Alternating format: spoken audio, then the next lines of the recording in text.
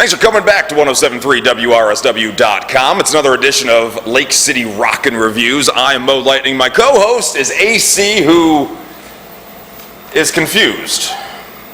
What are you doing? I thought we were seeing Star Wars Into Darkness. No, we saw Star Trek Into Darkness. You said, let's go see a movie, Star Wars Into Darkness.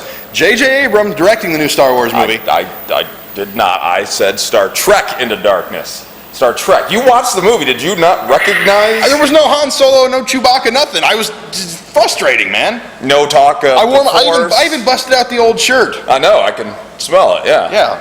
It's a little smaller than it used to be, but... Star Trek Into Darkness. Trek, buddy. Captain Kirk, Spock, Bones. Not Luke or Leia. Should have been Star Wars. No. That's JJ's next movie. That's Star Trek. Fine. Do you need to change, or do you want? I'll change later. I'll change later. Okay, so we can move on. Let's just review it. Okay, all right. With his permission, let's move on with our review of Star Trek Into Darkness. What are you doing? Our review of Star Trek Into Darkness. Come on. What are you doing? I was told when I did that, like, they would drop the lights. I told, like, concessions, everything would drop the lights. No. If you want to do it, it's like this. Into Darkness. Like that. That's not fair. That is not fair. I was told that the lights would go down when I did it. Tell you what, the Force always wins over. All right, so it's easy to say, easy to guess that you're more of a Star Wars guy. A little bit. Are you familiar with Star Trek at all? Yeah, my dad watched it as I was growing up, so I know bits and pieces of the original series, The Next Generation, and the Star Wars mythology, as it were. The Star Wars mythology or the Star Trek mythology? Star Trek, whichever.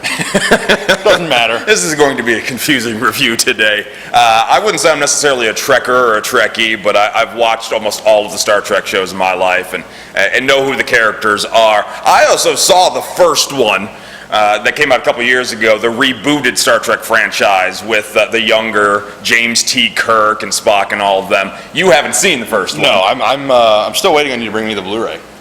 That's right. I promised you that. Yeah, I haven't seen it. Yeah.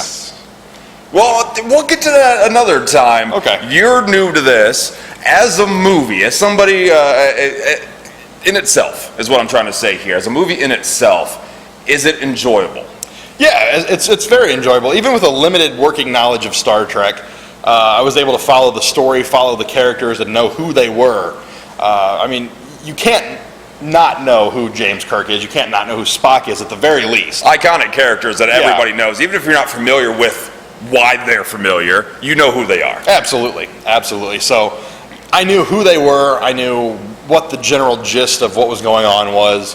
And it really helped me understand it. So even if you have no knowledge of Star Trek, you can figure it out as a standalone movie. And of course, if you have missed the movie that came out a couple years ago, the first of the reboots, they have some creative liberties with some of the characters where Spock and Uhura are dating. The original Spock, played by Leonard Nimoy, has a very vital part in the first movie, and without spoiling much, he has a cameo in this one, which threw you off. Yeah, I couldn't figure out why Spock was talking to Spock.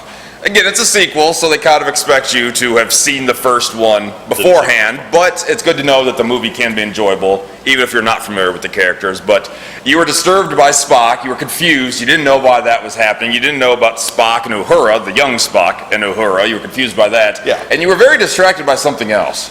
I was very distracted. You know, the action was great, the acting for the most part was really good. Mm-hmm.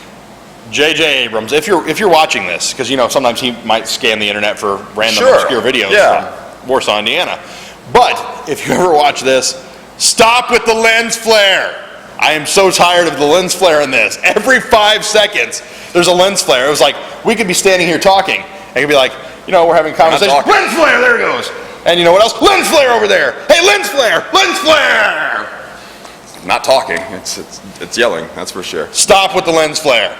There's a lot of lens flare. There's no doubt about that. There's a lot of lens flare, more so than I remember in the last Star Trek or any other J.J. Abrams film.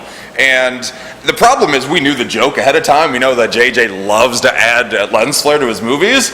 So maybe we paid attention to it, but I would love to hear the opinion of somebody who doesn't know that joke, doesn't know about J.J. Abrams and the lens flare.